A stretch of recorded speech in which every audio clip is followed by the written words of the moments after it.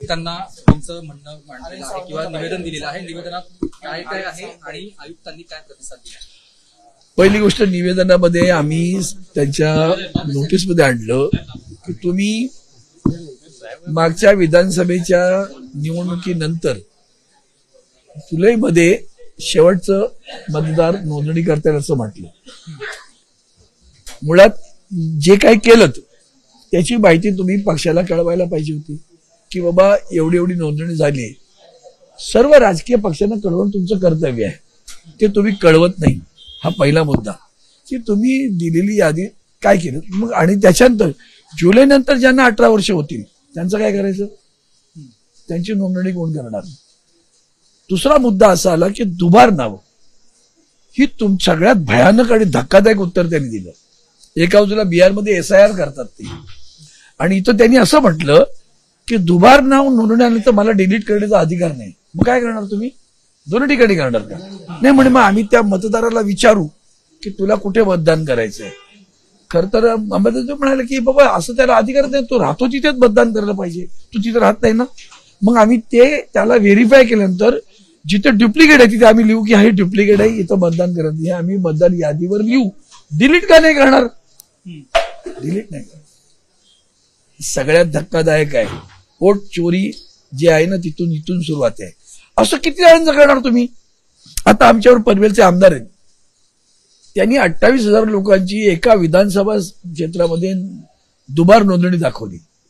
त्यामधली 11,066 मतं त्यांनी आणखीन वेगळ्या पद्धती एकाच मतदारसंघात दाखवून दिली.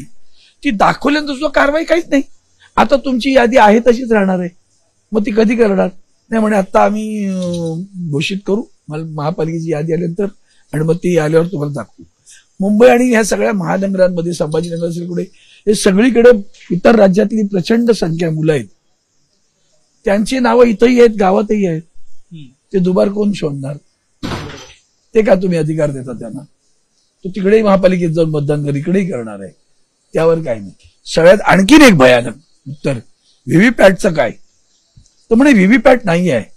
आता ज्या नवीन मशीन येत आहेत त्यांना व्हीव्हीपॅट अटॅच करता येत नाही, तर इथे कुठेही व्हीव्हीपॅट असणार नाही. उद्याची चोरी कशी करायची याचं सर्व प्लॅन यांनी केलेला दिसतो सगळा, आणि निर्डावलेल्यासारखे हे लोक उत्तर देतात असतात. आता काही वाटत नाही कशी. जुलैमध्ये तुम्ही मतदान नोंदणी बंद केली, नव्यानं 18 वर्षाच्या होणाऱ्यांचं काय. म्हणून अगोदर पण एक मुद्दा सांगितला मी तुम्हाला की ते त्यांच्या सगळ्यांच्या सहीचं पत्र आहे, हे आमचं नाहीये. माननीय शरद पवार साहेब, माननीय उद्धव ठाकरे साहेब, माननीय राज ठाकरे साहेब, माननीय जयंत पाटील साहेब, माननीय या सगळ्या दिग्गजांच्या ह्याच्यावर सही आहेत. त्यांचंच पत्र जे तिथे एक दिले त्याची प्रत घ्यायला मी, अंबादास दानवे, वर्षा गायकवाड, आणखी राष्ट्रवादीच्या त्या सगळे पदाधिकारी, आम्ही मनसेचे पदाधिकारी, नितीन सरदेसाई, आम्ही सगळेजण आलेलो होतो.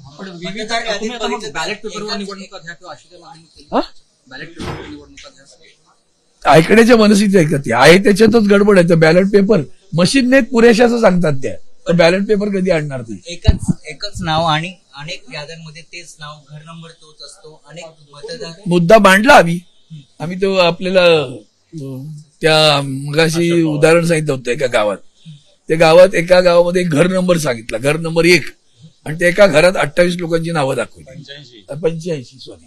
ती नावं दाखवल्यानंतर आमच्या तेथूनच्या पवार नावाचे आमचे आमदार उमेदवार त्यांनी तिथं पत्र दिलं आणि म्हणे या घरात कोण राहतं, हे घर कोणाच्या नावावर आहे. तर ग्रामसेवकाने उत्तर दिलं हे घरच अस्तित्वात नाही. आता जे घर अस्तित्वात नाही त्याच्यावर 85 नावं आहेत. तुमच्या मतदारसंघात गिरगावात पण असे अनेक आहेत ना. शेवटच्या क्षणी घुसवायची नावं, तुम्ही निवडणुकीच्या प्रचारात दंग असाल तेव्हा ही नावं घुसवली जातात. आता ही जी उत्तर आहेत ती सरळ सरळ अराजकाकडे नेणारी उत्तर देऊ. आता वाघमारे साहेब नेमकं काय बोलले, नेमकं काय बोलणार, आता साहित्य ते नेमकंच सांगितलं तुम्हाला मी.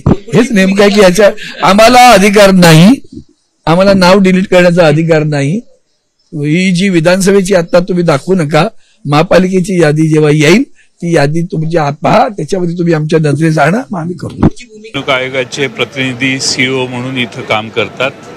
त्यांना महाराष्ट्रातल्या वेगवेगळ्या भागातल्या मतदार यादीतले घोळ हे सांगण्यासाठी, दाखवण्यासाठी आज सर्व विरोधी पक्ष महाविकास आघाडीच्या वतीनं माननीय शरद पवार साहेब, उद्धवजी ठाकरे साहेब, राज ठाकरेजी, त्याचबरोबर शेका पक्षाचे जयंत पाटील, भारतीय कम्युनिस्ट पक्षाचे प्रतिनिधी आणि अन्य पक्षाचे सर्व प्रतिनिधी आज उपस्थित होते.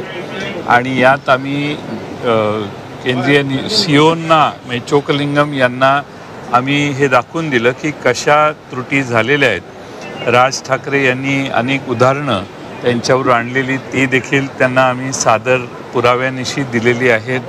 आणि महाराष्ट्राच्या निवडणूक यादीत प्रचंड गोंधळ आहे हे आता बऱ्याच मतदारसंघात दिसतंय. आणि तीच निवडणूक यादी जर 1 जुलैला फ्रीज करून त्या यादीवर आपण जर महाराष्ट्राच्या राज्य निवडणूक आयोगाने निवडणुका घेतल्या तर तोच गोंधळ पुन्हा पुढे चालू होईल. आणि याला आम्ही ऑब्जेक्शन घेतलेलं आहे. आम्ही ही मागणी केलेली आहे की स्टेट इलेक्शन कमिशन, राज्य निवडणूक आयोग आणि केंद्रीय निवडणूक आयोगाचे प्रतिनिधी म्हणून CEO चोकलिंगम साहेब यांनी एकत्रित यावं आणि आमचं हे म्हणणं ऐकावं. त्यांनी आम्हाला आश्वासन दिलेलं आहे की उद्या पुन्हा ते दोघं एकत्रित येऊन आमचं म्हणणं ऐकतील. आणि आम्ही त्यासाठी अनेक पुरावे जे सादर केलेले आहेत त्याची पुन्हा याची चर्चा होईल. आमचा आग्रह हा आहे की महाराष्ट्रात जिल्हा परिषदा, नगर परिषदा आणि महापालिकेच्या निवडणुका घेण्याच्या आधी महाराष्ट्राच्या या सगळ्या निवडणूक याद्या दुरुस्त केल्या पाहिजेत. अनेक ठिकाणी दुबार मतं आहेत. एक नाव 6-6 ठिकाणी आहे. एकाच नावाच्या समोर वडिलांचं नाव, वय हे सगळं बघितलं तर 117 वर्षाचं वय असणाऱ्या माणसाला 40 वर्षाचा मुलगा, हे सगळं म्हणजे कुठल्याच लॉजिकमध्ये बसत नाही. घरांचे नंबर नाहीत, पत्ते नाहीत. त्याचबरोबर एकाच घरात 117-170 माणसं राहतात. अशी अनेक उदाहरणं आहेत. आणि यासाठी आमच्या मागणी होती या महाराष्ट्राच्या निवडणूक याद्या या पूर्णपणाने दुरुस्त व्हाव्यात. त्याचं डुप्लिकेशन जावं, त्या पद्धतीनं घुसडण्यात आलेली नावं काढण्यात यावीत, यासाठी आम्ही मागणी केलेली आहे. आणि त्यासाठी राज्य निवडणूक आयोग आणि Shri Chokalingam CEO Maharashtra election commission यांनी एकत्रित बसून आमचं गाऱ्हाणं ऐकायचं मान्य केलेलं आहे.